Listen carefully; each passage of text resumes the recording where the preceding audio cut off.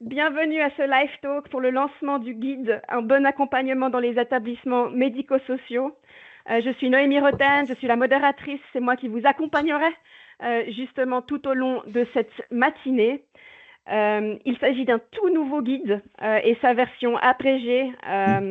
Je l'ai reçu en priorité. J'ai un micro qui est ouvert quelque part. Je crois que c'est chez vous, Monsieur Deleva, de la Maison des Bosquets. Si vous arrivez à boucler votre micro, ce serait top. Là-dessus. Excellentissime. Voilà, j'ai reçu le guide, il fait 92 pages, il est déjà en précommande. Sur Internet, vous pouvez télécharger la version PDF et vous pouvez précommander. Ils vous seront envoyés d'ici à la fin du mois de janvier. Et ce qui est super aussi, c'est qu'il n'y a pas seulement un guide, mais il y a aussi sa version abrégée qui est un poster. Alors, on peut l'ouvrir. Et puis, la journée, on va le voir tout à l'heure, avec la professeure Roulet-Schwab est là et on peut même l'afficher sur les murs, sur les portes, pour se rappeler de qu'est-ce qu'est un bon accompagnement. Ce guide et sa version abrégée ont été développés conjointement par Arti7 et son association de branche Curaviva et la fondation Paul Schiller sur la base d'un rapport de la ZAHW, c'est la Zürcher Hochschule für angewandte Wissenschaft, avec la participation de plus de 20 établissements médico-sociaux qui montrent comment l'accompagnement peut être mis en œuvre au sein des établissements et qui contient aussi de nombreux exemples pratiques qui illustrent un peu à quoi pourrait ressembler concrètement cet accompagnement. Vous pouvez donc déjà télécharger les versions PDF de la fiche et du guide sur bienvieillir.ch, sur le site d'Arti7 et vous pouvez les précommander, ils vous seront envoyés jusqu'à janvier. Pendant ce live talk aujourd'hui, nous aimerions vous présenter ce guide et faire intervenir des personnes hyper inspirantes qui vous parleront de leurs méthodes, de leurs projets, des défis aussi pour renforcer l'accompagnement psychosocial des personnes âgées à tous les niveaux dans leurs établissements. J'ai le plaisir donc d'accueillir sous les projecteurs Madame Christina Zweifel, qui est la directrice générale de Curaviva, qui nous dira un peu pourquoi avoir développé ce guide. J'ai le plaisir aussi d'accueillir la professeure Delphine Roulet-Schwab de la Haute École Santé La Source à Lausanne, qui est aussi présidente de Gérontologie CH et d'Alter Ego. Léonie, tu peux mettre le spotlight, voilà, superbe, sur Madame Roulet-Schwab. Madame Ophélie Chaubert, responsable socioculturelle, et Monsieur Emmanuel Deleva, responsable philosophie maison de la Maison des Bosquets. Ils sont aujourd'hui ensemble avec nous sur le même écran. Bienvenue. Et Monsieur Joël Vollery, responsable socio-hôtelier, animation, cuisine et intendance. Vous nous en direz un petit peu plus tout à l'heure. Et son adjointe, Madame Christiana Noguera Pires, du Home Les Pins à Puy. Ils sont également sur le même écran ou derrière le même écran. Bienvenue à vous également. La discussion est en direct, mais elle est aussi enregistrée et elle sera publiée pour que vous puissiez la revoir ultérieurement et la partager avec tous vos contacts. Parce que malgré le petit problème technique du début de la matinée, j'espère que ce live talk sera inspirant pour vous et vous apportera quelques clés utiles pour vous dans votre quotidien avec les résidents et les résidentes que vous accompagnez. Vos caméras et vos micros sont et resteront éteintes pour des raisons techniques. Comme ça, vous restez aussi et il ne se passe pas ce qui m'est arrivé tout à l'heure. Sauf pour les intervenants qui seront dans le spotlight mais vous avez la possibilité de poser toutes vos questions dans le chat. Si vous avez des questions à une personne en particulier, indiquez-le, comme ça je la poserai à la personne dont vous aimeriez avoir la réponse. C'est Madame Adrienne Emer, responsable développement des professions et du personnel personnes âgées Suisse Latine chez Arti7, qui les rassemblera. Merci à vous, Madame Emer, et on aura la possibilité plusieurs fois lors de ce live talk de prendre ces questions et puis de les poser à nos intervenants et à nos intervenantes. Last but not least, Léonie Berlin d'Arti7, qui n'est pas en vidéo, c'est elle qui nous aide ce matin avec toute la technique, qui met les gens dans le spotlight. Si on a de nouveau un problème technique, c'est elle qui nous récupère. Et puis Madame Myriam Vetter du Paul Schiller Fondation, la Fondation Paul Schiller, elle est très polyvalente parce que c'est elle qui va m'aider avec les slides. Donc merci à tout le monde, merci à nos intervenants, à nos intervenantes d'être ici, merci à Artiset, Cura Viva et la Fondation Paul Schiller d'avoir conçu ce guide et bienvenue à vous tous dans ce live talk. J'ai le plaisir du coup d'accueillir pour une brève discussion Madame Christina Zweifel. Léonie, tu peux mettre Madame Christina Zweifel toute seule dans le spotlight. Vous allez nous dire pourquoi ce guide pour un bon accompagnement. Donc, pourquoi avoir développé ce guide? Madame Zweifel, the floor is yours. Merci beaucoup. Bonjour à toutes et à tous. Ça me fait extrêmement plaisir que vous soyez là, autant nombreux, pour parler d'accompagnement aujourd'hui. La motivation de Cura Viva de s'occuper de ce thème, il est très simple et je vais l'expliquer de manière mathématique. Si on est dans un EMS, les personnes qui vivent dans un EMS, elles ont peut-être entre 1 et 3 heures de soins par jour, elles dorment 8 heures par jour et le reste de leur journée, et ça fait encore un certain nombre d'heures, doivent être remplies. Elles doivent être remplies de vie, elles doivent être remplies de sens. Et cette partie-là de la vie en EMS, c'est l'accompagnement. Et donc, il s'agissait dans ce guide et dans tout le travail qui a été fait entre Cura Viva et la Paul Schiller Stiftung de conceptualiser ça, de mettre en lumière ce travail d'accompagnement, mais aussi de commencer à réfléchir à qu'est-ce qu'il faut faire comme travail politique, qu'est-ce qu'il faut faire comme travail de concept au niveau des institutions pour établir encore mieux l'accompagnement que ce qu'on le fait déjà aujourd'hui. Et comment vous avez élaboré ce guide, Madame Zweifel?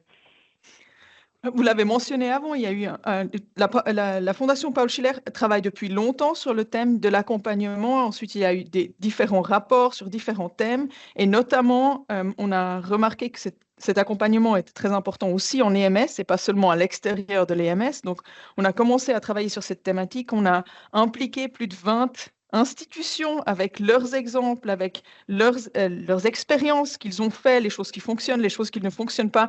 Et on a mis en œuvre, on a écrit tout ça. On s'est dit qu'on ferait un court guide, bref et succinct, et il a 92 pages, et on aurait pu écrire encore beaucoup plus, parce que c'est un thème vraiment complexe et intéressant et qu'on a beaucoup de choses à dire. Pour la prochaine version, vous pourrez compléter, mais effectivement, il a 92 pages. Heureusement aussi que vous avez fait cette version abrégée. Pourquoi est-ce que c'est intéressant pour les établissements, les institutions, les personnes qui travaillent avec des personnes âgées de renforcer la prise en charge et l'accompagnement selon vous? Alors moi, je peux parler en théorie, comme c'est mon travail au niveau politique. Je pense qu'après, avec les exemples du Home des Bosquets et des Pins, on pourra voir beaucoup plus encore ce qu'ils peuvent nous raconter dans la pratique, ce que ça amène. Mais ce qui est sûr, c'est que la prise en charge psychosociale, c'est que l'accompagnement peut améliorer la qualité de vie des personnes, mais elle peut aussi améliorer et faciliter les conditions de travail des personnes dans les EMS parce qu'elles permettent d'être plus en contact, de voir qu'est-ce qu'il faut à la personne pour être contente, pour être satisfaite, pour pouvoir vivre sa vie comme elle l'entend et de cette manière-là, créer plus les conditions de vie ensemble. Merci beaucoup, Madame Zweifel, de nous avoir présenté les motivations pour l'élaboration de ce guide. On vous retrouve tout à l'heure lors de la table ronde avec tous nos intervenants. Merci beaucoup. À tout à l'heure. À tout de suite. Maintenant, on va se plonger un petit peu dans le contenu de ce guide et j'accueille sous les projecteurs la professeure Delphine Roulet-Schwab de la Haute École de Santé La Source à Lausanne, qui étudie les questions de prévention, de maltraitance, de violence des seniors depuis plus de 20 ans. Mais vous avez aussi plusieurs pieds dans la pratique. Madame Roulet-Schwab, vous êtes notamment la présidente de Gérontologie CH et d'Alter Ego, qui a pour but très concrètement de prévenir la maltraitance envers les personnes âgées, de promouvoir la bientraitance, la dignité et le respect des aînés. Madame Roulet-Schwab, nous allons nous plonger dans ce guide. Nous pouvons projeter la première slide. Comment ce guide a-t-il été conçu? C'est un guide qui est structuré en plusieurs parties. Une première qui est vraiment sur concrètement comment on peut assurer ce bon accompagnement au quotidien, mais aussi qu'est-ce que c'est finalement un bon accompagnement psychosocial, hein, ça a été dit avant, en complément des soins. Une deuxième partie qui est sur concrètement comment l'ancrer, à quel moment, par quels outils, de quelle façon. Et puis la troisième partie qui est plus une partie politique, c'est quelque part comment défendre ce bon accompagnement, montrer que c'est important, que finalement les personnes âgées n'ont pas seulement besoin de soins, mais aussi de tout cet aspect qui fait partie de la vie, qui donne du sens, qui donne envie de vivre, de se lever le matin. Et comment est-ce que les EMS peuvent participer à cette reconnaissance, mais aussi quels outils peuvent être utilisés pour financer finalement ces activités qui sont très importantes, mais qui pour l'instant sont assez peu reconnues sur le plan du financement. Alors, on va se plonger un peu dans ces trois parties. Est-ce que déjà vous pourriez nous décrire un petit peu l'accompagnement lors d'une journée typique? Enfin, comment est-ce qu'on ancre cet accompagnement au quotidien dans les institutions, et puis quel cheminement suit un peu un résident au quotidien? Oui, alors c'est quelque chose que j'ai trouvé très intéressant dans le guide parce qu'on peut toujours structurer les informations de différentes manières, mais le choix qui a été fait ici, c'est de suivre un peu la journée quotidienne d'un résident et puis d'identifier à chaque étape quelles sont les opportunités d'être en relation, de créer du dialogue, de favoriser ce sens et puis également favoriser l'autonomie, pas seulement l'indépendance, hein, pas seulement le fait de faire seul, mais vraiment de pouvoir faire des choix, de rester acteur de sa vie. Et puis, le guide est structuré de cette manière-là. Donc, on suit et je dirais deux chemins. D'une part, le chemin depuis l'entrée dans les MS, alors pas entièrement jusqu'à la sortie, mais en tout cas tout au long. Et puis le cheminement durant la journée. Donc la première étape, et on a vu aussi dans d'autres des études qu'on a fait à la source que c'est vraiment quelque chose d'important, c'est l'entrée en EMS, mais pas seulement l'entrée, le moment, le jour J, mais vraiment toute l'anticipation avant. Donc, dans le choix de l'EMS, la préparation, les visites, etc., tout en étant quand même conscient qu'il y a un principe de réalité et que parfois, en particulier dans certaines régions ou à certaines périodes, en fait, les futurs résidents vont là où il y a de la place. Mais ça n'empêche pas que ce processus peut être préparé, discuté. Et l'idée, c'est vraiment d'essayer de tenir compte autant que possible des souhaits, des habitudes des personnes âgées et des futurs résidents. Après, on suit le début de la journée, donc le moment du lever, l'importance de respecter les habitudes, les souhaits des résidents, c'est-à-dire sortir quelque part du modèle hospitalier où c'est l'organisation du travail qui prime sur les habitudes et les envies des personnes qui sont accueillies. Donc là, c'est vraiment toute la réflexion. Il y a des personnes qui aiment se lever tôt, d'autres plus tard. Peut-être que les envies ne sont pas tous les jours la même chose et comment est-ce qu'on peut rendre plus flexible l'organisation qui permet d'accompagner les résidents là autour. Est-ce que c'est possible de remettre le schéma? Parce que je ne l'ai pas appris par cœur. C'était mieux pour moi si je l'ai sous les yeux. Merci. Aussi les questions de déjeuner, hein, il y a des pratiques assez différentes d'un EMS à l'autre. Est-ce que tout le monde vient déjeuner au même moment? Est-ce que c'est sous forme de buffet? Est-ce que c'est dans une grande cafétéria ou sur l'étage, etc. Et par ce genre c'est pas des détails, mais ce genre de choix, en fait, on peut plus ou moins renforcer l'accompagnement du résident au quotidien. Après, il y a tout ce qui est la planification personnelle, la journée et la semaine, c'est-à-dire être dans une logique, je dirais, de quelque part de projet, pas forcément de grands projets, mais qu'est-ce qui fait plaisir, qu'est-ce qui donne envie, qu'est-ce qui donne du sens, et de faire ça avec le résident, pas pour lui, mais avec lui. Tout au long de la journée, créer des possibilités de dialogue, ça ne veut pas forcément toujours dire prévoir un entretien à telle heure dans telle salle, mais vraiment utiliser toutes les opportunités au cours de la journée pour être en relation, discuter avec la personne, créer ce lien. Et ça, c'est des choses qui peuvent concerner tout le personnel. Le moment des repas, comme au début de la journée, essayer de pouvoir, dans la mesure du possible, tenir compte des habitudes, des préférences, autant en termes d'heures, de rythme, de lieu que de type de repas. L'aménagement de l'environnement et des locaux, toute cette réflexion sur comment quelque part rendre l'EMS le plus proche d'une vraie maison, d'un vrai domicile, en tenant compte de la diversité aussi du profil des résidents.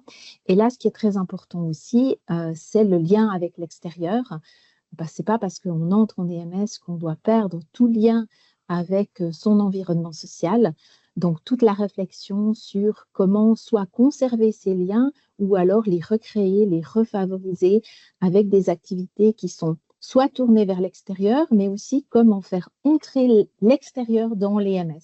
Et là, il y a beaucoup d'exemples d'EMS qui ont créé des restaurants qui sont ouverts ou un bureau de poste ou des choses comme ça pour vraiment favoriser cette intégration dans l'environnement social. Gérer les situations éprouvantes, ça veut dire aussi être à l'écoute, être empathique, pouvoir discuter, accompagner. Et ça suppose évidemment du personnel qui est formé, mais qui est aussi disponible en temps et psychologiquement pour pouvoir accueillir ces ressentis et les accompagner. Et puis le moment du soir et du coucher, je ne vous apprends rien, hein, qui est souvent assez déterminant, où des angoisses peuvent ressurgir. Et là aussi, où il s'agit de respecter les habitudes, les envies des résidents, parce que tout le monde n'a pas envie de se coucher à 19h ou à 20h, parce qu'ensuite, il y a le changement d'équipe et que l'équipe est réduite et c'est l'équipe du soir. Donc, si on est un lieu de vie, ça veut dire aussi qu'on doit essayer de recréer un environnement qui est le plus proche possible de celui du domicile de la maison. Donc voilà, ce cheminement, et je trouve très intéressant que le guide soit structuré de cette manière-là, parce que ça rend les choses beaucoup plus concrètes que si on avait des thématiques plus abstraites. Alors, vous parlez de concret, Madame Rollet-Schwab. Le guide apporte aussi beaucoup d'exemples et d'illustrations. Qu'est-ce qu'on peut faire au quotidien pour faciliter cet accompagnement? Est-ce que vous avez trouvé des exemples concrets qui vous ont marqué ou touché, dont vous pourriez parler maintenant? Je pense qu'il y a beaucoup d'exemples, hein. Moi, il n'y en a pas un qui m'a marqué en particulier.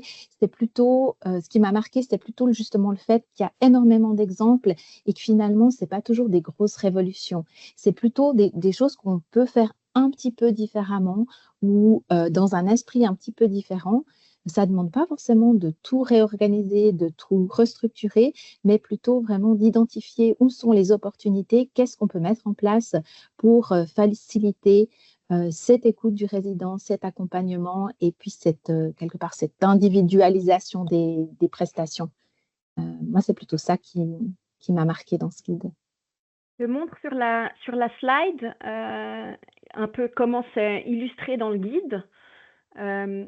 Si vous arrivez à nous remettre la slide des exemples concrets illustrés, superbe. Voilà, ça ressemble un petit peu à ça, hein. Il y a toujours un peu un texte explicatif et après un peu une partie mise en valeur tirée de la pratique pour montrer un petit peu ce qu'on peut faire. Et puis, on a plusieurs dans le guide et qui peut être feuilleté et puis découvert. Excellent. Oui, et quelques instruments aussi, voilà, on y arrive, effectivement. Voilà. Aussi plusieurs instruments qui sont mis en avant, qui sont expliqués, notamment en ce qui concerne le travail biographique et puis l'évaluation des besoins d'accompagnement avec une proposition d'outils aussi d'évaluation qui est proposée par la Fondation Paul Schiller.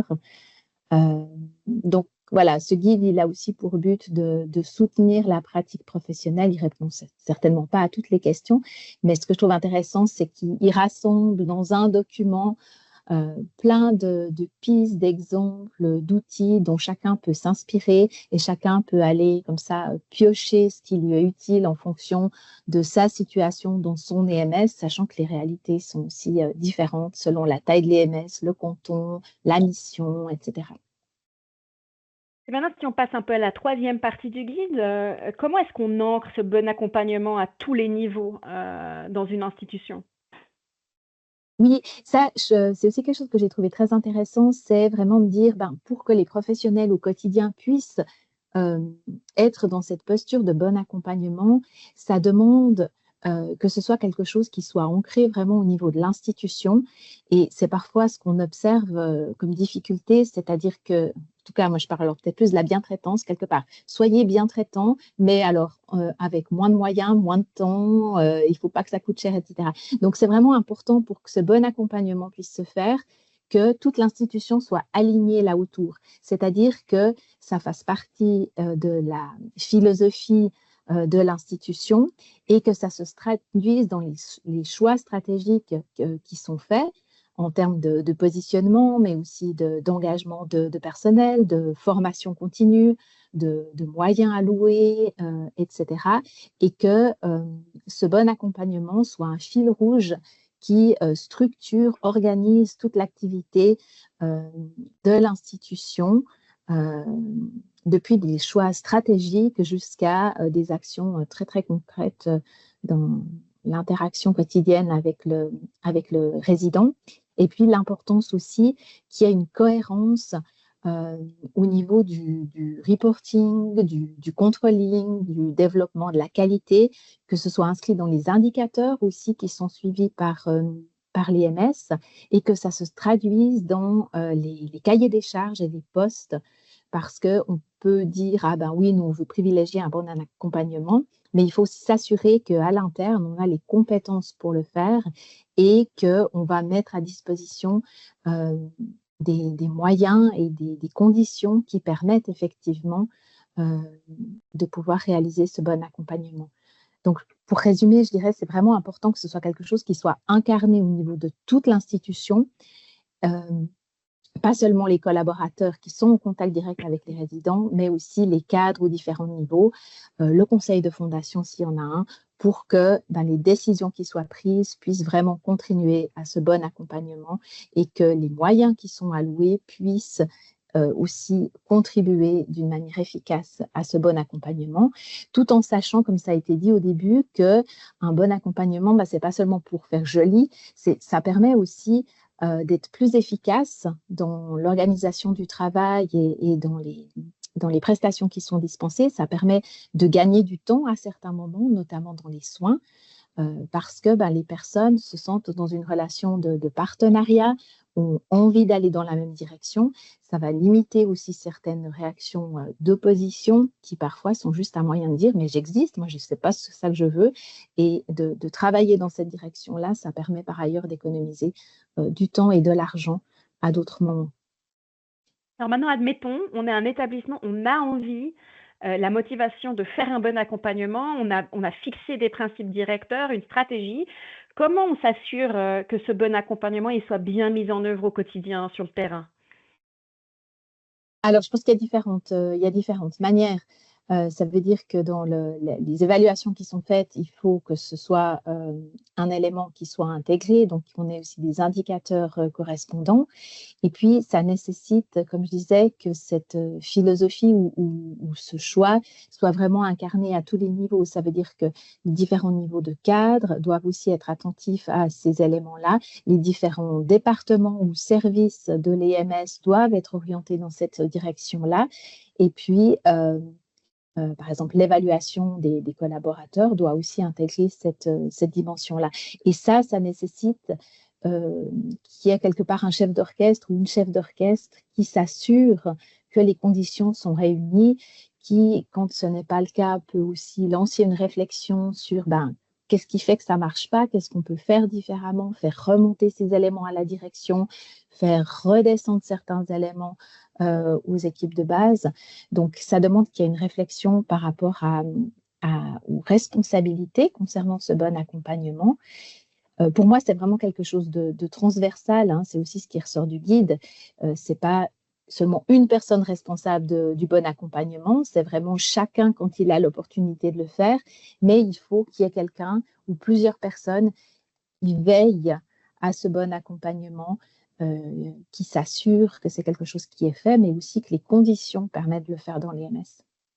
Et là, le guide, on l'a vu sur la slide qui a été projetée juste avant, donne quelques pistes de cahier des charges, on va dire, pour assurer ce bon accompagnement au sein des établissements. C'est juste. Oui, c'est ça. Et puis, précise aussi le fait que ça nécessite d'avoir des collaborateurs et des collaboratrices qui ne sont pas seulement issus des soins, mais plutôt également on dirait en Suisse romande, du travail social ou avec des compétences ou des formations de type ASE, en complément des professionnels qui ont plutôt une orientation soins. Ce qui n'empêche pas évidemment de travailler ensemble, hein. Et puis évidemment, les professionnels des soins vont aussi contribuer à ce bon accompagnement. Mais de s'assurer dans les profils d'équipe, aussi les engagements qui sont faits, qu'on valorise aussi cette partie-là du travail quotidien, avec, comme ça a été souligné au début, aussi tout l'enjeu de comment on finance ça, parce que les soins sont financés par les assurances. Cette partie-là, en partie, mais en partie pas. Donc, ça demande parfois un petit peu de créativité, mais aussi de connaître quels sont les outils à disposition pour financer ce travail-là. J'allais justement y venir parce que quand je lis le guide, quand je vous entends parler, je me dis, mais le bon accompagnement, ça demande beaucoup de ressources, ça demande du temps, ça demande des personnes avec certaines formations. C'est cher. Comment on fait pour financer ces activités d'accompagnement qui sont finalement si importantes, mais qui n'entrent pas toujours justement dans les cases de la facturation? Qu'est-ce qu'on peut faire pragmatiquement? Quels outils existent? Là aussi, je crois que le guide donne quelques pistes, hein. Oui, effectivement. Alors, je pense qu'il y a une part, en fait, qui peut être intégrée dans d'autres activités qui sont financées par ailleurs, notamment les soins ou des activités plus d'intendance, de demander à la personne comment elle va et puis de vraiment écouter la réponse, rebondir sur ce qu'elle dit. Ça prend pas beaucoup plus de temps, puis ça demande pas forcément un financement en soi. Par contre, d'organiser des activités ou des temps d'animation individualisés, ça peut demander un financement supplémentaire. Et là, il y a quelques pistes, notamment via la rente d'impotence ou la réflexion actuelle sur les prestations complémentaires, sur l'utilisation des prestations complémentaires. Mais je pense qu'il y a clairement encore des lacunes et c'est pour ça qu'il y a une mobilisation aussi au niveau politique pour une meilleure reconnaissance de cet accompagnement psychosocial, non seulement à domicile, parce qu'on en parle surtout à domicile, mais aussi en EMS, parce que l'EMS est un lieu de vie comme le domicile. Alors justement, niveau politique, on en est où au niveau politique? Et puis comment est-ce qu'on peut faire pour s'engager, pour que ce soit mieux reconnu au niveau politique? Je pense que c'est surtout le rôle des fêtières, hein, d'abord, qui ont ce rôle un petit peu de lobbying, de faire entendre les besoins pour pouvoir travailler dans des conditions adéquates. Après, il y a différentes manières. Je pense que les EMS eux-mêmes peuvent faire entendre cette voix, soutenir les fêtières. En tant qu'individu aussi, on peut se positionner par rapport à des votations. Mais pour moi, l'enjeu principal, c'est surtout de rendre visible ce travail qui se fait déjà, hein. Je pense que c'est important de le dire aussi. Quelque part, c'est pas révolutionnaire. Il y a plein d'EMS qui le font déjà, qui sont déjà attentifs. C'est pas que créer du nouveau, mais c'est plutôt rendre visible cet aspect-là du travail et des prestations des EMS, le valoriser. Ça peut être dans la communication aussi, la manière dont l'EMS communique, que ce soit sur son site internet ou dans la manière de se présenter, ou comme aujourd'hui, deux EMS qui viennent partager avec d'autres ce qu'ils font dans leur institution. Pour moi, c'est vraiment de visibiliser cet aspect-là et de rappeler que l'EMS est un lieu de vie et pas seulement un lieu de soins et que cet aspect de vie doit être reconnu et soutenu. Merci beaucoup. Vous mentionnez les exemples. Je suis sûre que parmi les auditeurs et les auditrices de ce live talk, il y en a déjà beaucoup qui font beaucoup de choses pour l'accompagnement des résidents et des résidentes. On va entendre juste après 2 exemples pratiques, mais il y en a certainement beaucoup plus. Madame Roulet-Schwab, on vous retrouve tout à l'heure à la table ronde pour discuter. Ah non, avant de vous lâcher, est-ce qu'il y a des questions dans le public déjà sur le contenu du guide ou spécifiquement à Madame Roulet-Schwab? Là, ce serait une bonne opportunité pour les poser. Madame Emmer, est-ce qu'on a déjà des questions dans le chat? Non, donc à l'heure actuelle, il n'y a pas de questions, donc je vous encourage vraiment à poser toutes vos questions. Peut-être moi j'aurais une question pour Madame Boulay-Schwab. Ce serait finalement par quelle partie faudrait-il commencer? Enfin voilà, l'accompagnement se fait déjà. Si on a envie de renforcer en fait cet accompagnement, quelle partie est-ce que vous encouragez pour commencer? Partie du guide ou par quoi Partie commencer? du guide. Voilà, exactement. Partie du guide. Voilà, exactement. Je pense que le guide peut. Je pense que le guide peut être utilisé dans l'ordre dans lequel il est conçu, hein, déjà bien comprendre ce que c'est pour pouvoir identifier qu'est-ce qu'on fait dans son institution ou pas. Je pense que ça vaut la peine aussi que le guide soit utilisé en équipe, que ce ne soit pas juste une personne qui le lise, mais qu'il y ait une discussion en équipe qui permette d'évaluer un petit peu où on est, l'institution. Qu'est-ce qui se fait déjà, qu'est-ce qui ne se fait pas, où sont les opportunités, qu'est-ce qui serait nécessaire. Donc, je commencerai quand même par la première partie qui permet quelque part de définir un cadre commun, de se mettre d'accord sur de quoi on parle quand on parle de bon accompagnement. Et puis après, sur la base de cet état des lieux qui aura pu être fait, réfléchir à concrètement qu'est-ce qu'on peut mettre en œuvre pour compléter, renforcer, visibiliser ce qui se fait déjà. Et je pense que ce qui existe déjà, c'est plus les actions concrètes quotidiennes. Profiter des moments pour échanger, essayer d'être centré sur le résident, d'individualiser les prestations. Ça, je pense que ça se fait déjà dans beaucoup d'EMS, en tout cas selon mon expérience. Par contre, ce n'est pas forcément quelque chose qui est toujours visibilisé et qui est toujours inscrit formellement dans la philosophie de l'institution. Parce que parfois, la philosophie provient plus des soins. On va parler par exemple d'approche centrée sur la personne, ou je sais pas, d'humanitude. Enfin, il y a beaucoup de cadres de référence qui existent. Donc, il s'agit pour moi aussi de faire le lien par rapport aux cadres de référence qui ont déjà été choisis par l'institution, notamment au niveau des soins, pour voir comment tout ça peut s'articuler. Et ensuite, la réflexion à ce niveau plus stratégique de positionnement de l'institution, de traduction dans les cahiers des charges, de réflexion sur le financement,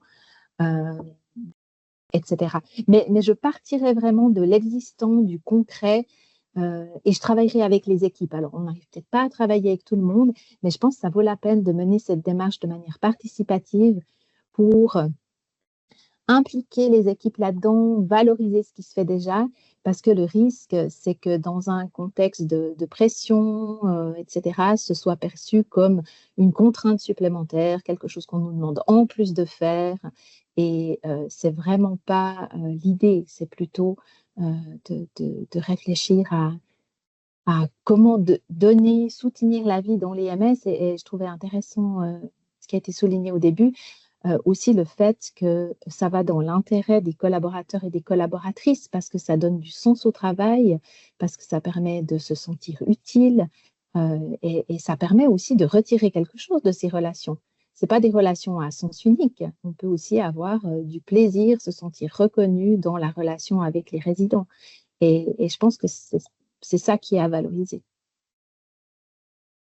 Merci beaucoup. Avoir du plaisir, apprendre à connaître un autre être humain, s'enrichir aussi.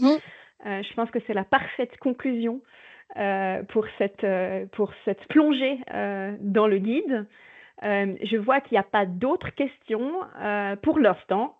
Du coup, on vous retrouve tout à l'heure pour la table ronde après avoir vu quelques exemples pratiques de terrain. Merci beaucoup, professeur Boulay-Schwab, de nous avoir présenté ce guide. À tout de suite. Du coup, passons un peu à ces exemples pratiques. J'ai le grand plaisir d'accueillir Madame Ophélie Chaubert, qui est responsable socio-culturelle, et Monsieur Emmanuel Deleva, qui est responsable de la philosophie maison. Vous nous expliquerez ce que c'est la philosophie maison, de la maison des Bosquets à Clarence. Madame Chaubert, Monsieur Deleva, vous nous avez apporté quelques exemples de la maison des Bosquets. Comment se vit l'accompagnement chez vous? Bonjour, merci. Donc, la Maison des Bosquets est un établissement à Clarence de 130 habitants, avec comme mission une mission gériatrique et une mission psychogériatrique. La maison des Bosquets, on aime bien le dire, est un lieu de vie. Ce n'est pas un hôtel, c'est non plus pas un hôpital, où chaque habitant agit dans son quotidien, où chaque habitant est reconnu pour son identité. Et il vit dans un cadre qui est chaleureux, qui favorise les liens. À la maison des Bosquets, une chose qui est importante, c'est être chez soi, c'est faire soi-même, en fonction de ses ressources. C'est participer, décider, créer, échanger, ressentir, dans un environnement où la liberté individuelle cohabite avec les contraintes de la collectivité. Une des choses, des premières qu'on a mis en place, c'est que les collaborateurs, quelle qu'ils soient leurs fonctions, travaillent en tenue civile. L'autre chose aussi qu'on continue à faire, c'est adapter le vocabulaire à notre maison, ce qui permet de soutenir notre philosophie. On ne parle plus de prise en charge, mais on parle d'accompagnement. On ne parle plus d'argent de poche, mais d'argent personnel. On ne parle plus d'animation, mais on parle d'activité quotidienne. Vous avez entendu aussi qu'on parle d'habitants et non pas résidents, patients, clients. Nous vivons, ou les gens qui vivent à la maison des Bosquets sont des habitants. L'accompagnement repose aussi sur la conviction que chacun, quel que soit son âge, ses capacités, reste l'acteur de sa vie. Au niveau de l'accompagnement, ça se traduit de la manière suivante. On considère vraiment que tout collaborateur de la Maison des Bosquets, indépendamment de son métier, de sa fonction, est un accompagnant. Les proches également font partie de l'accompagnement. Il y a par exemple des proches qui viennent pour prendre part aussi à une visite médicale ou pour accompagner leur conjoint au moment du repas.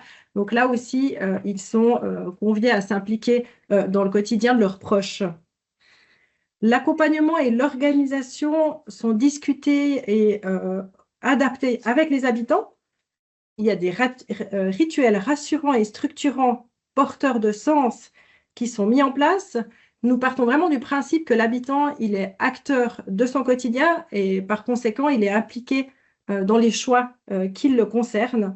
Vraiment, on essaie de créer ce partenariat avec l'habitant, notamment pour définir avec lui les heures de lever en fonction de son rythme et de ses habitudes.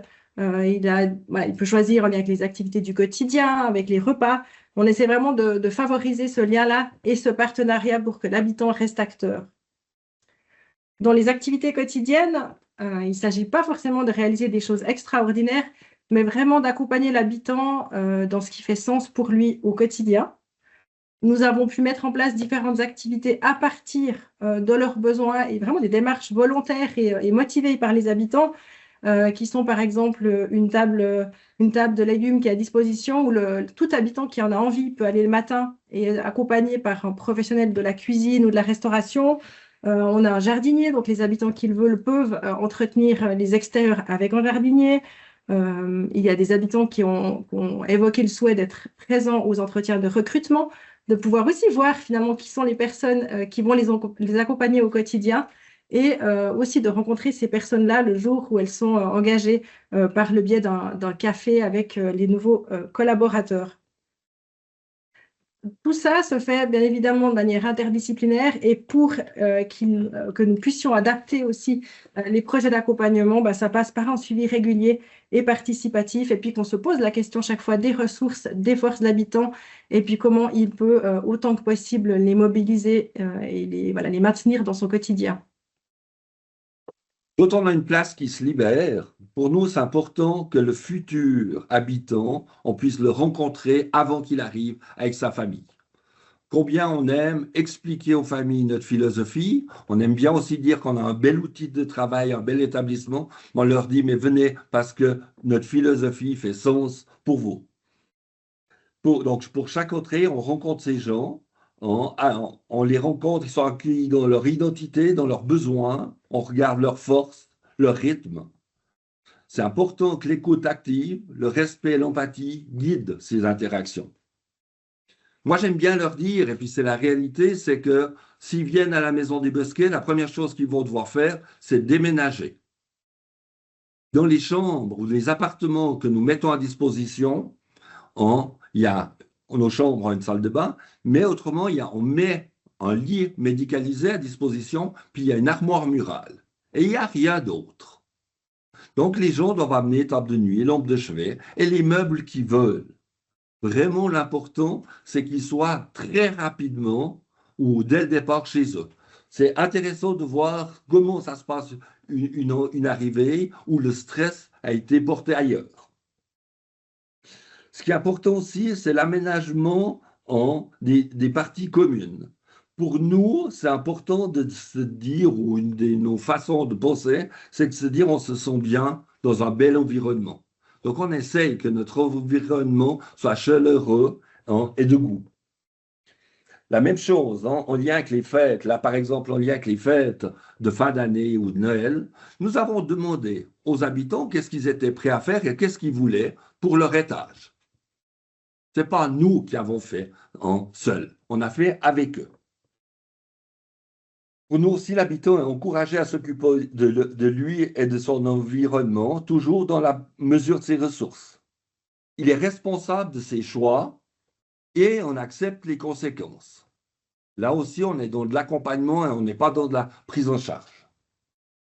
On aime aussi penser que tout ce qu'on fait à la place de l'habitant, c'est quelque chose qu'on lui enlève. Pour nous, l'autonomie de l'habitant est sollicitée au quotidien pour faire son lit, pour aller se servir son café, pour aller chercher son courrier. En ce qui concerne l'environnement social et les activités, on évoquait avant le partenariat avec les habitants, mais là aussi, on cherche à soutenir vraiment ce partenariat avec les proches que l'on rencontre déjà avant que la personne arrive. Finalement, on rencontre le futur habitant et ses proches. On explicite notre philosophie et puis vraiment l'importance que le rôle continue. Il n'y a pas quelque chose qui s'arrête parce que la personne vient en institution, mais plutôt comment les proches peuvent continuer à avoir leur rôle de proche. Et puis, nous avons aussi au sein de la maison des espaces de partage et de soutien pour les proches aidants qui le souhaitent, où là, c'est mon collègue M. Deleva et puis une psychologue, en fait, qui anime ces moments-là. Et puis, ça permet aussi, entre proches aidants, de créer des liens. Nous rencontrons aussi chaque trimestre les familles des nouveaux habitants. Et puis là, les cadres de la maison sont présents. Ça permet de reprendre un petit peu notre philosophie, notre concept d'accompagnement et puis aussi d'établir ce lien, de renforcer ce lien et ce partenariat avec les proches. On a différentes activités qui permettent pour les habitants de favoriser ces liens avec l'extérieur ou de maintenir leur lien avec l'extérieur. Nous organisons des journées intergénérationnelles où il y a les enfants des collaborateurs qui viennent passer des journées au sein de la maison. En parallèle à ça, on a une fois par mois une crèche qui vient dans la maison depuis maintenant 1 année et demie, 2 ans, où aussi il y a la richesse de cet échange entre générations. Et puis, les habitants sont aussi impliqués dans des activités qui font vivre la maison. Nous avons une épicerie qui est co-gérée par les habitants qui le souhaitent, qui peuvent participer tant la partie en amont, emballage, que la partie vente avec le contact avec la clientèle extérieure. Et nous avons aussi un marché de Noël que nous réalisons une fois par année. Et là, les habitants peuvent s'impliquer tant dans les préparatifs que vivre cette journée vraiment avec les personnes de l'extérieur et les collaborateurs qui sont là.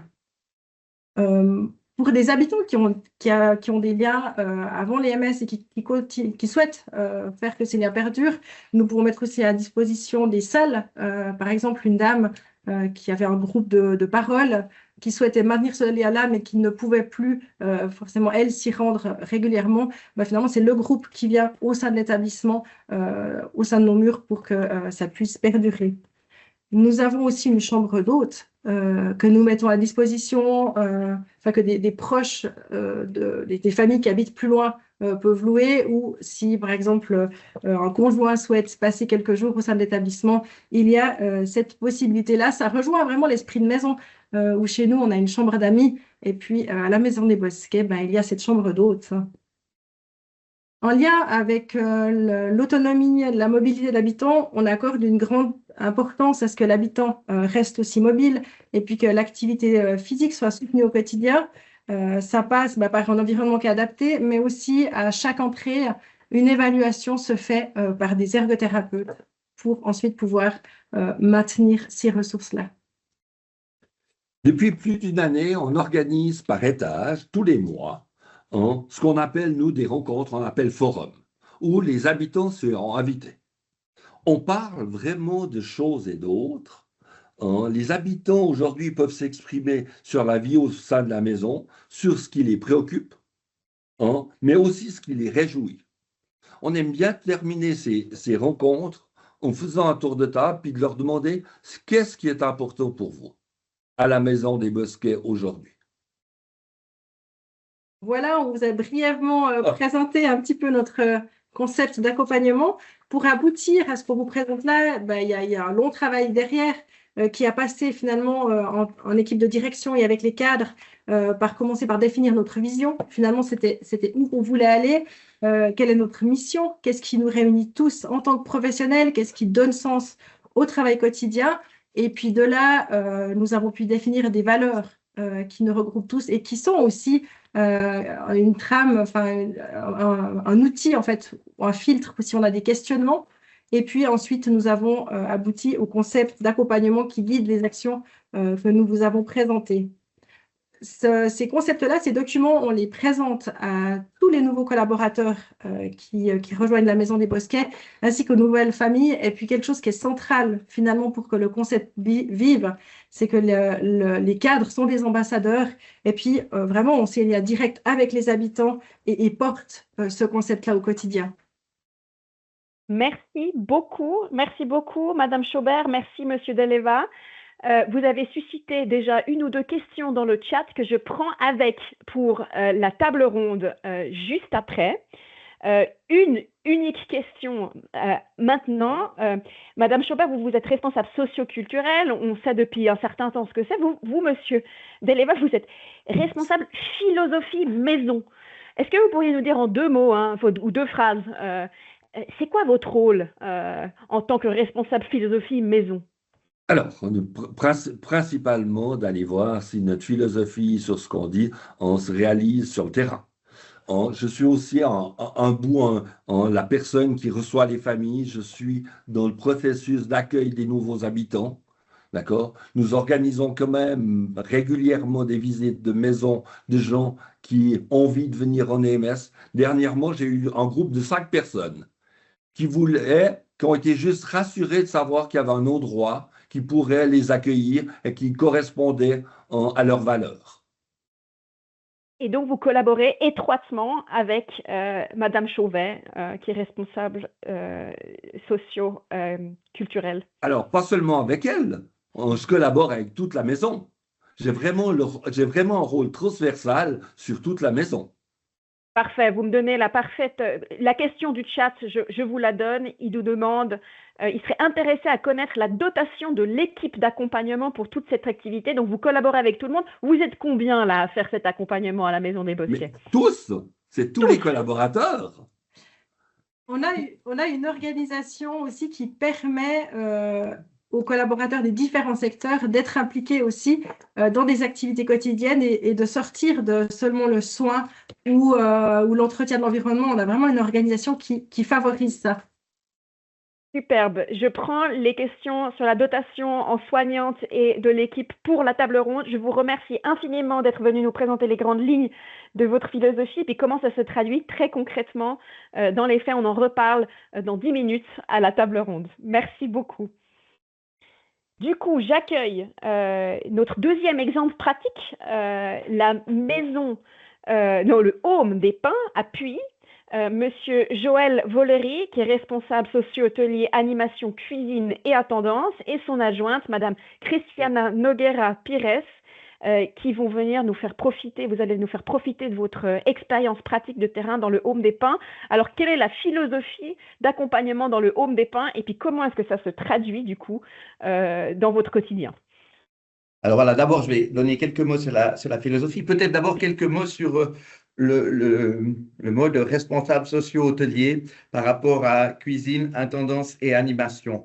Ça, c'est mon directeur qui est parti à la retraite, qui a voulu à l'époque, en 2000, travailler sur deux pôles, deux têtes, c'est-à-dire une tête soins et une tête pas soins dans l'institution pour réfléchir les projets et tout ce qui est autour de la philosophie de soins. Notre philosophie de soins vient d'être, je dirais, remise à jour et elle a été remise à jour par tous les secteurs et ça a été remonté au conseil d'administration qui l'a validé. Donc, elle part du terrain et elle remonte vers le conseil d'administration. Alors, on parle de philosophie de soins, on parle de valeurs. Donc, peut-être en quelques mots autour de nos valeurs, la liberté. Quand on parle de liberté, il faut savoir que les habitants qui rentrent dans notre institution, qui est une institution fermée, mission psychiatrie de l'âge avancé. Donc, toutes les personnes qui viennent chez nous ne peuvent pas sortir seules. Si elles veulent sortir, elles doivent demander de l'aide pour sortir. Donc, quand elles entrent chez nous, la notion de liberté, elle est vraiment plus là et leur perception, c'est plutôt une perception carcérale qu'ils ont. Donc, quand on prône cette valeur de liberté à une personne qui va rentrer chez nous, c'est quand même paradoxal. Voilà, donc après, on prône le respect de la personne dans ses valeurs, dans ses aspirations, dans ses souhaits, dans ses choix de vie et aussi peut-être, là maintenant, je parlerai de la sexualité et de ses choix au niveau de la sexualité, parce que là, je pense qu'on a un grand travail à faire dans nos institutions. Après la bienveillance, pour moi, la bienveillance, c'est aussi agir de manière inclusive, avoir plutôt un langage inclusif qu'un langage qui induit déjà une réponse quelque part dans notre question. La notion de confiance, déjà se faire confiance à soi, faire confiance à l'habitant, parce qu'on a cette notion d'habitant, on part du principe qu'on est nous chez lui et pas lui chez nous, donc nous sommes déjà quelqu'un d'étranger à l'habitant. Et puis, la capacité aussi de faire confiance à qui il est, ses capacités préservées, de croire en lui, quelque part, dans toutes les activités de la vie quotidienne, de se dire qu'il est capable encore de faire plein de choses. Et ça, on le verra après avec les modèles qui soutiennent notre philosophie. Ensuite, la confiance, considérer aussi l'habitant d'égal à égal. Je n'ai pas une posture différente. Et par rapport à ça, je trouve excellent les institutions qui ont choisi de ne pas forcément porter un uniforme. Parce que l'uniforme met déjà une barrière et met déjà une notion d'emprise quelque part. Voilà, c'est ma pensée.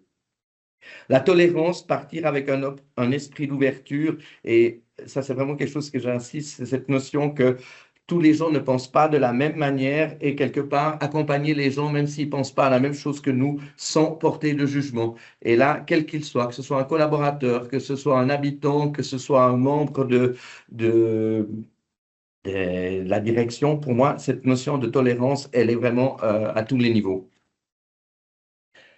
Les actions qui sous-tendent nos valeurs, on parle d'autonomiser. Donc, rendre l'habitant autonome, mais aussi autonome dans la possibilité de prendre des décisions. Quelque part, ce que je remarque souvent, c'est qu'ils n'ont plus cette notion de vouloir... Enfin, ils sont surpris le fait qu'on leur donne la possibilité de prendre une décision. Et c'est quelque chose qui est... avec le passage dans les différentes institutions avant d'arriver chez nous, que ce soit l'hôpital psychiatrique ou tout ça, à un moment donné, la personne, elle est quelque part déshumanisée et elle est surprise qu'on demande, qu'on lui pose une question et qu'on lui demande de se déterminer. Et ça, pour moi, c'est quelque chose de très important, de redonner cette partie-là à l'habitant. Relationner, travailler aussi avec ce qu'il y a autour de nous, les ressources extérieures. Et c'est vrai qu'il y a plein d'institutions qui ont plein de bonnes idées et sur lesquelles on peut aussi s'inspirer, de ne pas forcément vouloir toujours réinventer la roue dans notre institution, mais aussi d'aller voir ce qui se fait à l'extérieur, ce qui est inspirant à l'extérieur.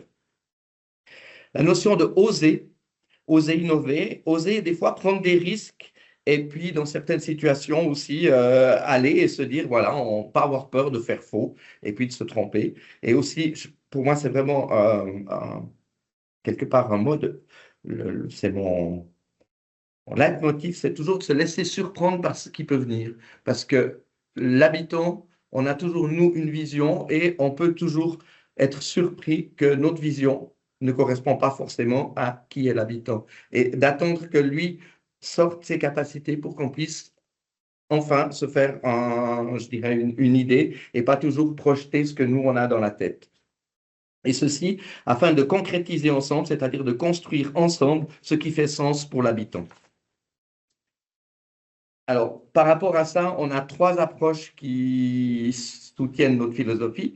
C'est d'abord l'approche Montessori, soutenir l'autonomie, le choix, cette notion de donner encore à la personne la possibilité de s'autodéterminer. Et aussi, pour moi, une chose qui est très importante, c'est d'adapter l'environnement à la personne plutôt que de contraindre la personne à s'adapter à l'environnement.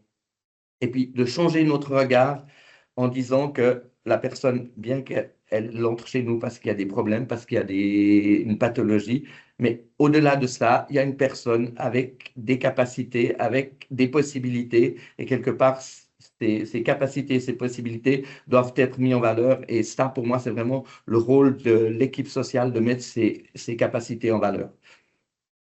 Après, on travaille aussi avec le rétablissement, favoriser le pouvoir d'agir malgré le diagnostic, ça rejoint ce que je disais avant, valoriser l'identité de la personne.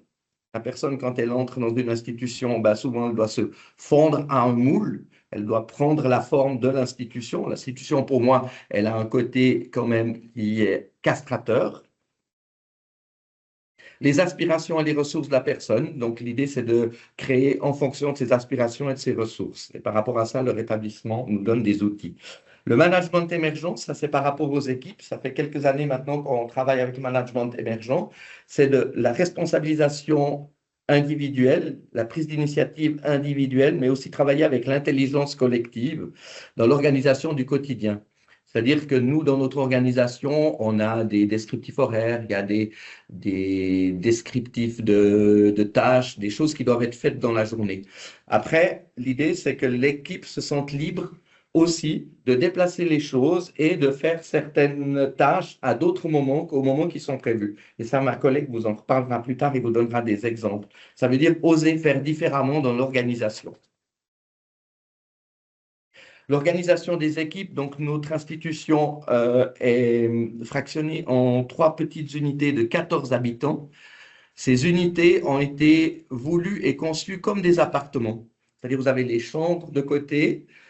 À une extrémité, vous avez un coin salon et l'autre extrémité, vous avez une grande cuisine avec un îlot central, mais une cuisine agencée où on peut faire à manger et les tables pour manger. Donc, l'idée, c'est de travailler le quotidien en mettant de la vie dans ces lieux communs.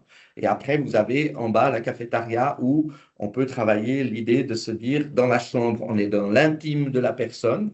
Sur l'étage, on est dans l'appartement de la personne. Et au rez-de-chaussée, quand on est dans la cafétéria, on est plutôt dans le lieu public, là où les visites, où on se rencontre.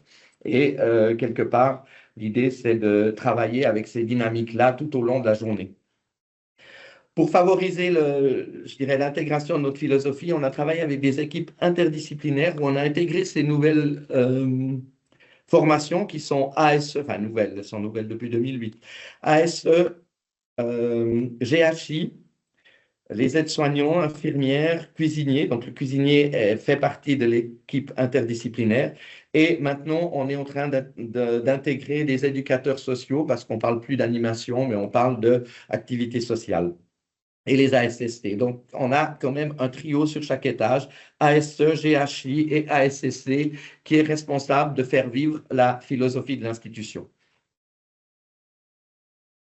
Et pour l'interdisciplinarité, je vais passer la parole à ma collègue Christiana. Alors, par rapport à la gestion des équipes, comme on disait tout à l'heure, comme ça a été dit au début, c'est une volonté de chercher les équipes sur le terrain dans une notion de participatif. C'est quand même eux les experts du terrain, enfin nous, du terrain qui peuvent aider à optimiser l'organisation en intégrant justement la philosophie. Donc, on a des colloques de synthèse, des colloques interdisciplinaires où on aborde des questions qui peuvent être problématiques, où on présente des projets qu'on veut développer, on amène des inquiétudes, des besoins des résidents qui ont été donner ça peut être un aide-soignante, ça peut être au cuisinier. Puis du coup, on essaie de construire ensemble. Ben voilà, monsieur, il a dit qu'il aimait bien aller manger l'hamburger. Un truc tout bête. Et puis, comment on peut faire ça? Est-ce qu'on peut organiser une sortie? Est-ce que son anniversaire, c'est bientôt? On pourrait faire cette sortie-là. Comment on fait?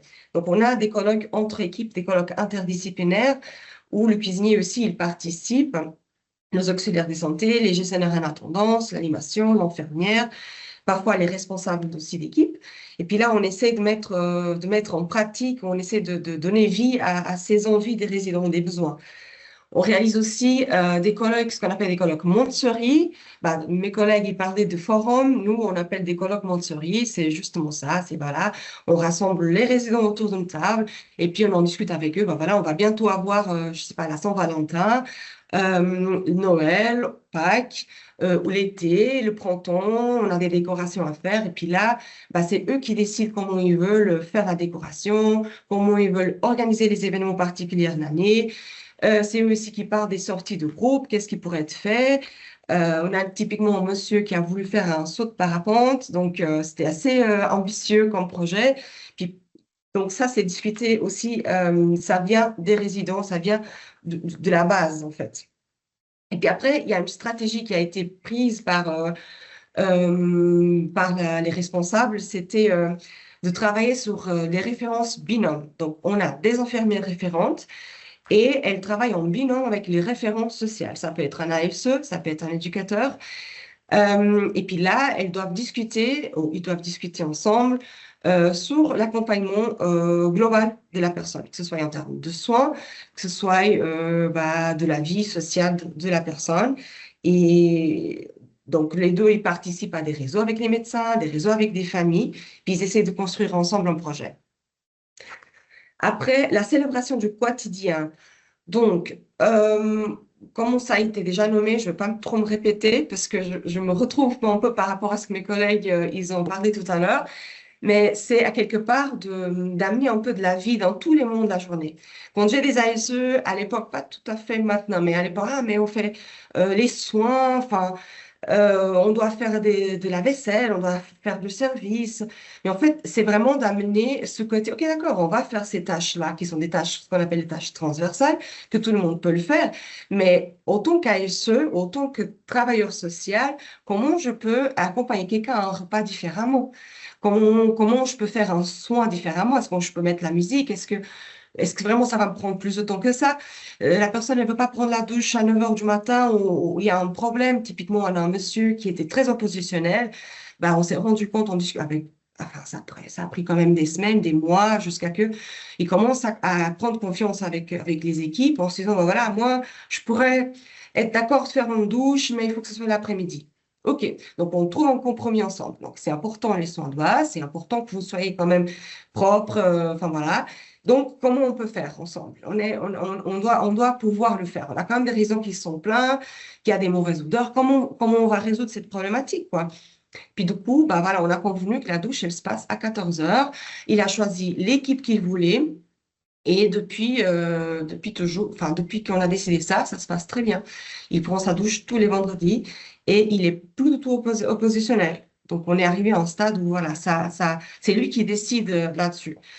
On accorde aussi beaucoup d'importance au moment de repas. On fait des colloques interdisciplinaires où le cuisinier il est présent. Il y a la notion du plaisir, ce qu'il aime bien manger, ce qu'il aime bien boire et adapter aussi les régimes pour que la personne puisse être autonome. On se trouve souvent avec des personnes avec des troubles cognitifs qui ont perdu les capacités d'utiliser les fourchettes et couteaux. Ben voilà, on va lui présenter un régime manger-main.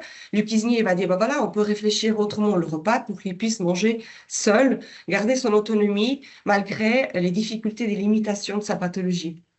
Et donc, c'est vraiment de prendre toutes les tâches de la journée, que ce soit le repas, que ce soit...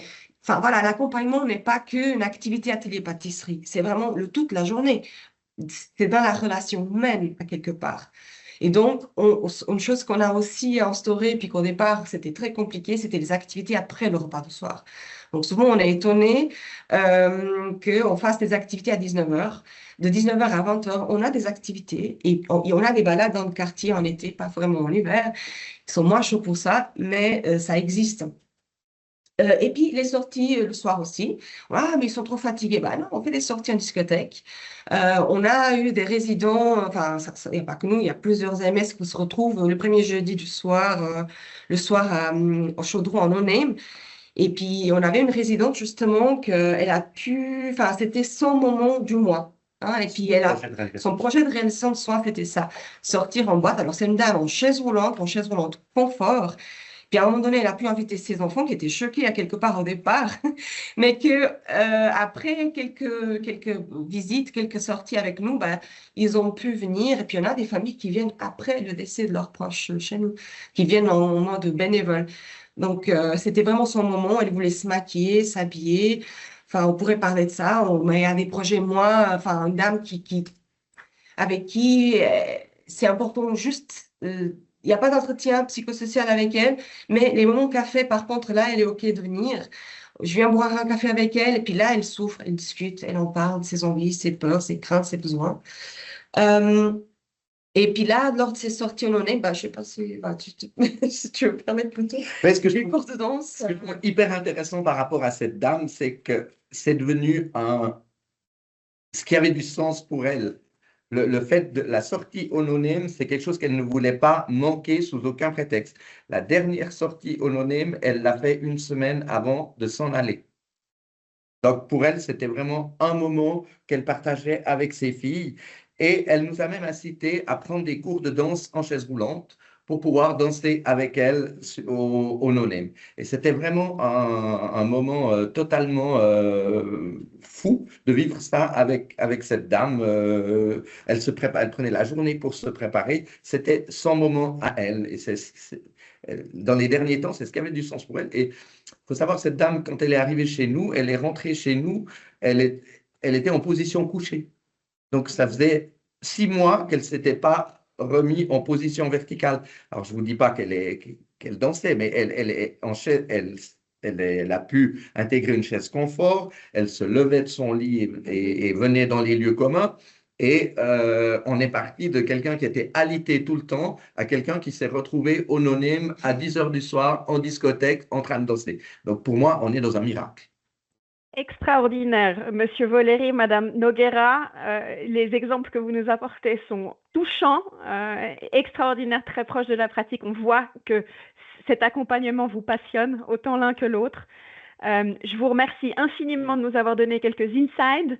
Vous restez avec nous là tout de suite parce que les autres participants, intervenants, intervenantes vont nous rejoindre pour la table ronde et on va continuer à parler de ces exemples touchants. Du coup, tout le monde dans le spotlight, tout le monde me rejoint. Madame, alors là je vois, j'espère que tout le monde est là. Madame Zweifel, Madame Roulet-Schwab, excellentissime. Bienvenue de retour. On a une dizaine de minutes pour discuter un peu de ce qu'on a entendu, peut-être pour discuter, revenir sur le guide et comment ça peut aider et pour prendre les questions qui sont apparues au fur et à mesure de vos interventions dans le chat. Madame Zweifel, je commence par vous. Vous avez mandaté, contribué à l'élaboration de ce guide. On a entendu des exemples hyper concrets, hyper touchants. Est-ce que ça résonne avec les exemples que vous avez dans le guide ? Ça résonne avec les exemples qu'il y a dans le guide, bien entendu. Il y en a encore beaucoup plus, mais ça résonne aussi avec plein de bons exemples que je rencontre toutes les semaines quand je visite des EMS dans toute la Suisse. On voit souvent que c'est un changement de façon de penser qu'il faut faire. C'est vraiment le côté prendre la personne comme une personne à part entière qui peut dire ce dont elle a besoin et après construire là-dessus. Et c'est là, ce que je trouve toujours très beau dans tous les exemples que je rencontre, c'est vraiment le côté où en fait le travail devient plus agréable et aussi souvent plus efficient et plus efficace. Ce dont je parle beaucoup avec les assureurs dans mon travail, mais d'une manière complètement humaine et non dans une manière où on doit encore plus documenter et encore plus contrôler, mais vraiment le côté humain peut être efficient et je trouve ça vraiment un beau message et je pense que c'est avec quelque chose qu'on peut continuer aussi pour l'avenir de notre branche. Madame la professeure Rouleshva, vous êtes aussi dans l'académie, vous étudiez ces questions depuis longtemps. Est-ce que ces exemples pratiques, ça résonne avec vos études et votre savoir académique théorique également? Oui, oui, complètement. Mais je crois que c'est vraiment, on l'a dit plusieurs fois, mais en fait, c'est juste être conscient de l'aspect humain, en fait, remettre la relation humaine au centre. Et parfois, on l'a dit plusieurs fois hein, par rapport à la question d'uniforme, pas uniforme, c'est pas deux rôles, deux postures l'une en face de l'autre, c'est juste deux humains avec des rôles différents, hein, qui est plus là pour accompagner, l'autre qui a besoin d'accompagnement, mais qui peut aussi offrir des choses. J'ai beaucoup aimé la notion de partenariat, qui pour moi est centrale. Un autre mot-clé qui me tient aussi à cœur, c'est la réciprocité. Il y a beaucoup de résidents ou d'habitants, à partir de maintenant, je vais adopter ce terme, d'habitants pour qui c'est pesant aussi au quotidien d'être toujours dans la position de recevoir et de ne pas pouvoir donner ou que ce qu'ils essaient de donner n'est pas reconnu. Moi, je me souviens quand je travaillais en EMS, il y avait une dame qui voulait absolument me donner une plaque de chocolat et je n'ai pas pu l'accepter parce que le règlement disait qu'on avait le droit d'accepter aucun cadeau. Mais cette dame, elle était tellement malheureuse. Alors, j'ai accepté un bout de chocolat et pas la plaque, on trouve des petits trucs. Mais enfin, pour dire, je pense qu'il y a vraiment des questions de posture, d'enjeu de pouvoir. Et quand on revient à une relation humaine avec cette notion de partenariat, où on reconnaît qu'il y a de l'expertise des deux côtés qui n'est pas la même, mais qui est complémentaire, ça permet vraiment de fluidifier les relations. Et comme tu disais, Christina, aussi de gagner du temps, d'être moins dans l'affrontement, dans la défense de territoire. Moi, je trouve vraiment que ça fluidifie. Et puis, ce que j'ai envie de dire aussi, et je pense que là, il y a un travail pour les EMS, mais je pense que vous le savez, il y a vraiment quelque chose, à mon avis, à valoriser à l'extérieur, en lien avec l'image encore des EMS qui est souvent à des kilomètres de la réalité. Et là, je pense que vous avez un travail aussi de relations publiques à faire, alors peut-être pas individuellement, peut-être plutôt ensemble. C'est peut-être le combat suivant. Et je pense aussi auprès des futurs professionnels. Moi, je reste un peu effarée des fois quand j'ai des étudiants qui me disent « Ah, moi, je n'irai jamais travailler en EMS. » Alors, on voit par les exemples qui nous ont été apportés aujourd'hui, la Maison des Bosquets, le OM des Pins, qu'il y a quand même, les choses évoluent, les choses changent. On a une remarque dans le chat. Bonjour et merci pour vos interventions très inspirantes. J'ai fait ma thèse il y a 30 ans sur ce sujet et je suis contente de voir que les choses bougent.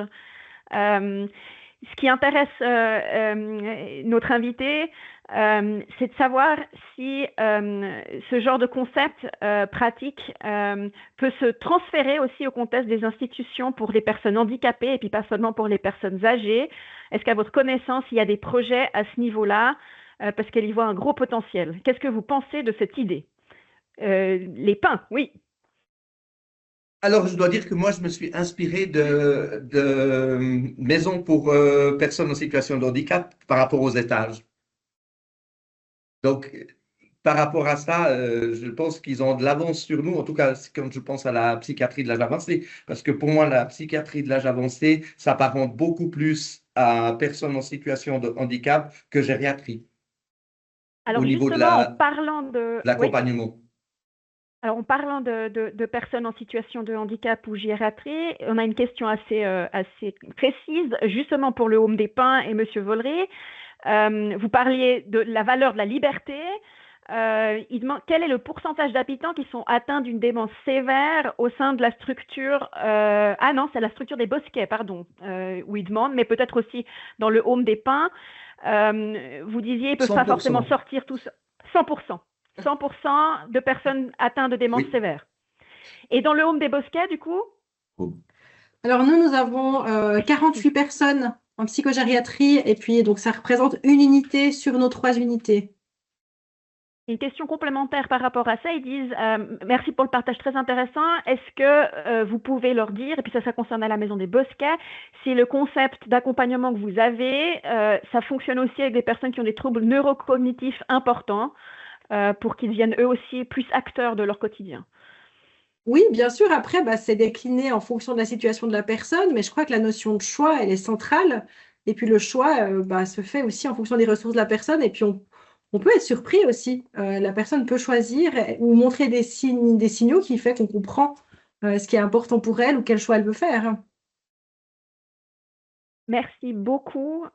Et encore une question de détail, mais quel est l'âge moyen de vos résidents au Pin et au Bosquet? 85. La même chose pour nous. Excellent, excellent. Merci beaucoup. Une question que j'ai abordée dans ma préparation avec la professeure Roulet-Schwab, c'est la question de l'intégration sociale, le lien avec l'extérieur. Madame Roulet-Schwab, peut-être vous pouvez nous dire pourquoi est-ce que vous trouvez que le lien, l'intégration sociale avec l'extérieur est si important, et puis dans la pratique, vous pourriez peut-être nous dire qu'est-ce qui est mis en place au sein de vos institutions pour maintenir ce lien avec l'environnement social dont viennent les personnes. Oui, pour moi, c'est une réflexion vraiment intéressante. Et puis, Curaviva a pas mal travaillé là-dessus dans différents projets en lien avec l'environnement social, les soins intégrés, l'habitat, l'environnement social. Et c'est complètement dans la suite de ce qui a été dit et des exemples qui sont donnés. C'est-à-dire que l'entrée en EMS, ça ne doit pas être une rupture dans le parcours de vie, ça doit s'inscrire dans la continuité. Et puis, ça veut dire pouvoir conserver des activités qui font sens ou vont développer, je sais pas, je dis n'importe quoi, si la personne chantait dans un chœur d'homme, réfléchir comment est-ce que ce serait possible de continuer, est-ce qu'on peut l'amener, est-ce qu'éventuellement le chœur d'homme peut venir faire ses répétitions à l'EMS. C'est un exemple parmi tant d'autres. Et comme vous l'avez dit aussi, ce n'est pas toujours des choses exceptionnelles, ce n'est pas toujours le saut en parachute, c'est souvent des petites choses du quotidien, pouvoir continuer à aller au marché, pouvoir continuer à aller au bistrot, boire un café, et puis vraiment dans les deux sens, pouvoir sortir, être en lien avec l'extérieur, mais aussi amener l'extérieur à l'intérieur. Mais vous le faites de plein de manières, vous organisez des marchés, vous faites des choses... mais c'est vraiment avoir cette réflexion dans les deux sens. Oui, Monsieur Vollery. J'ai envie de rebondir parce qu'actuellement, on a chez nous un monsieur qui est prêtre et ce qu'il fait, c'est qu'une fois par mois, il va dans la congrégation dans laquelle il est, il va co-célébrer la messe. Et ça, c'est un accompagnant social qui l'accompagne. Et puis, on organise aussi des messes à l'interne où il peut participer. Donc, pour moi, ça a totalement son sens, oui, bien sûr. Et à la Maison des Bosquets, comment vous faites pour que les personnes restent aussi en lien avec l'environnement social d'où elles viennent? Alors, la première chose, il faut qu'on le sache. D'accord? Et puis, du moment où on a l'information, on regarde avec l'entourage aussi. Et on regarde avec les groupes ce qui est possible sans qu'on prenne tout, nous. Je pense que ce qui est important, et ce que je disais, c'est on accompagne, on ne prend pas en charge. Donc, il faut qu'on le sache et qu'on regarde ce qui est possible, puis qu'est-ce qu'on est prêt, où on peut prendre, et qu'est-ce que les autres peuvent prendre, l'entourage, les proches, le cœur qui se déplace ou des choses comme ça. Toutes vos expériences, vos exemples pratiques sont passionnants. L'heure tourne. J'ai presque oublié de regarder l'heure. On est presque à la fin déjà de notre table ronde, mais j'aurai encore quand même 2 questions à vous poser. Comment le guide dont il est question aujourd'hui peut aider au quotidien dans les institutions? Vous l'avez lu.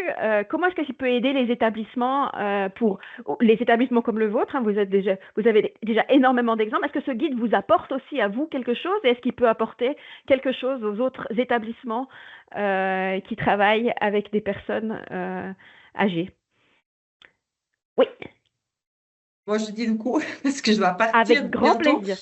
Mais en fait, je disais à mon collègue tout à l'heure, ce guide est une sorte de baume pour mon âme. Alors, je suis absolument passionnée par mon métier, j'adore ce que je fais.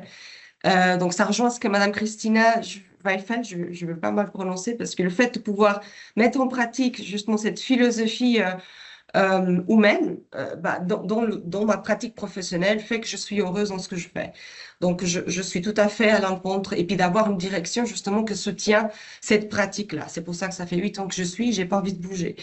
Et puis ce guide, il légitimise à quelque part, il légitimise, pardon, cette pratique. C'est très pratique, c'est pas des théories, des histoires, des philosophes. C'est basé dans une pratique. En lisant ce guide un peu dans la transversale, j'avoue, Et j'ai retrouvé des outils, j'ai trouvé des idées. Et puis en lisant, tout d'un coup, j'ai commencé à avoir du feu d'artifice dans ma tête en me disant, bah voilà, ce qu'on pouvait aussi faire, on pourrait encore évoluer ça, ça, ça.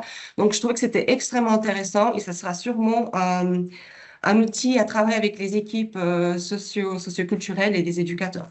De ma part. Un grand merci pour ce beau travail. Merci à vous d'avoir participé. Si vous devez filer, filez.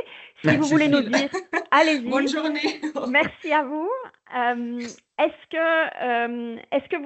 que vous avez un passage préféré dans ce guide, Monsieur Vollery? Si vous deviez choisir qu'une seule page dans ce guide. Vous êtes occupé. C'est bon, vous m'avez entendu. Superbe.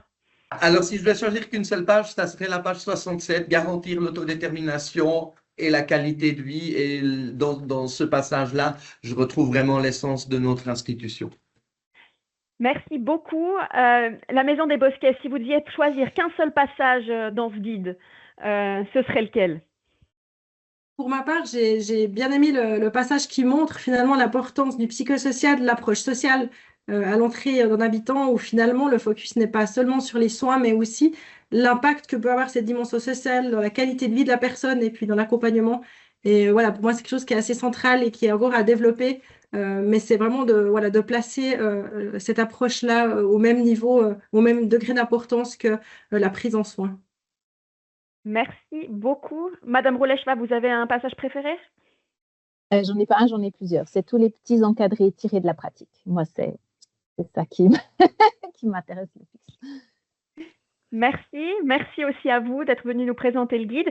Et du coup, je vais terminer avec Madame Zweifel. Madame Zweifel, non seulement votre passage préféré, parce que ce serait injuste si vous ne pouviez pas le nommer, mais est-ce que vous pourriez nous dire aussi un petit peu quelles sont les perspectives pour la suite?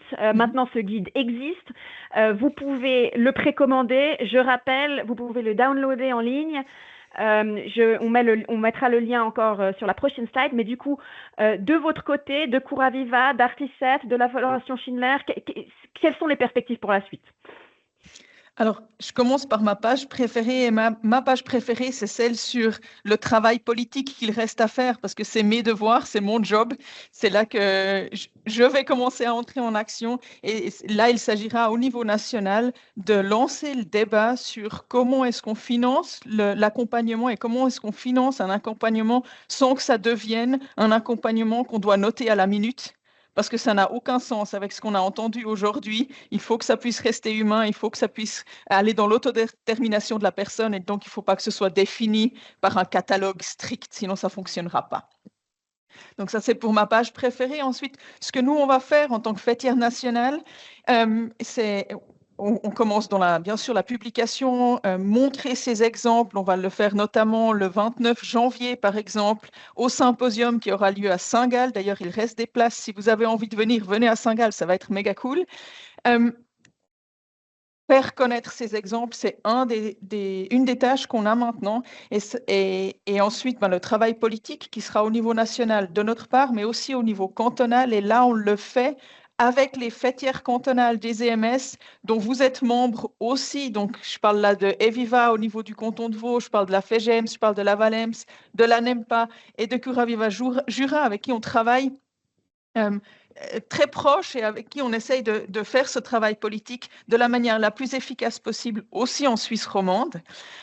D'ailleurs, Madame Giovannoni de Eviva a mis aussi dans les commentaires que Eviva travaillait aussi sur ces sujets. Ils ont une stratégie sociale avec laquelle ils travaillent avec les directions et les équipes. Donc, pour les Vaudoises et les Vaudois qui nous écoutent, allez vers Eviva, ils font des trucs vraiment très, très bien et ils sont au top dans cette thématique-là. Et voilà, c'est surtout ces deux grandes tâches qu'on a maintenant, c'est faire connaître, c'est montrer aussi ce que les EMS font déjà, mais aussi montrer comment on peut encore s'améliorer, comment on peut montrer ce qu'on fait. Donc, on est dans ces tâches-là et après, le travail politique. Merci beaucoup. J'imagine que vous, Madame Zweifel, vous restez à disposition pour toutes les questions au sujet du Bien guide. sûr. Tout comme d'ailleurs Madame Giovannoni que vous avez cité d'Eviva, elle dit qu'elle reste disponible pour des informations complémentaires si vous avez des questions ou besoin d'informations complémentaires. Pour ma part, je remercie d'abord tous les intervenants, les intervenantes d'être venus ici, de nous avoir partagé leurs connaissances, leurs insights, leurs pratiques extrêmement enrichissants, avec autant de passion. Je vous remercie pour votre engagement au quotidien dans l'accompagnement de ces personnes. Merci à mes assistants et assistantes techniques de m'avoir aidé pendant cette journée, malgré le début un petit peu sportif. Je rappelle que le guide peut être précommandé en écrivant un email. Vous retrouvez tout sur le site de Curaviva, d'Artis7 et de bienvieillir.ch. Vous pouvez aussi downloader les versions en PDF. Les choses s'affichent théoriquement sur le dernier slide qui a été projeté juste avant. Je vous remercie d'avoir participé, je vous remercie pour votre intérêt et je vous souhaite à toutes et à tous une très très bonne journée. Beaucoup de plaisir et de courage dans l'accompagnement de ces personnes dans vos institutions respectives. Au revoir et à bientôt.